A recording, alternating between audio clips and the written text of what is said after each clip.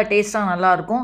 எண்ணெயில் செய்யக்கூடாது. கொஞ்சமாக நெய் சேர்த்துக்கோங்க. சேர்த்துட்டு கொஞ்சம் இதில் பெருங்காயம் சேர்த்துருங்க. சேர்த்துட்டு தக்காளி இதில் சேர்த்துடலாம். தக்காளி பார்த்தீங்கன்னா நான் ஒரு 3 தக்காளி, சின்ன தக்காளி 3 தக்காளி கட் பண்ணி எடுத்து வச்சுருக்கேன். அதை சேர்த்துடலாம். சேர்த்துட்டு பச்சை மிளகா 2 பச்சை மிளகா சேர்த்துருங்க. அதை சேர்த்துட்டு அதை நல்லா வதக்கி விட்டுக்கோங்க. அடுப்பை மீடியம் சைஸ்லேயே வச்சுட்டு அதை வதக்கி விடுங்க. வேறு என்ன ரெசிபின்னு கமெண்ட் பாக்ஸில் கேளுங்க. இப்போ இதில் தண்ணி ஊற்றிடலாம். இப்போ 2 கிளாஸ் தண்ணி ஊற்றிடலாம். அதில் உப்பு போட்டுட்டு 2 கிளாஸ் தண்ணி ஊற்றி அதை அப்படியே நல்லா வேக வச்சு எடுத்து வச்சுக்கலாம். இதில் உப்பு சேர்த்துருங்க. சேர்த்துட்டு இது நல்லா கொஞ்சம் அப்படியே இது அப்படியே நல்லா வேகட்டும்.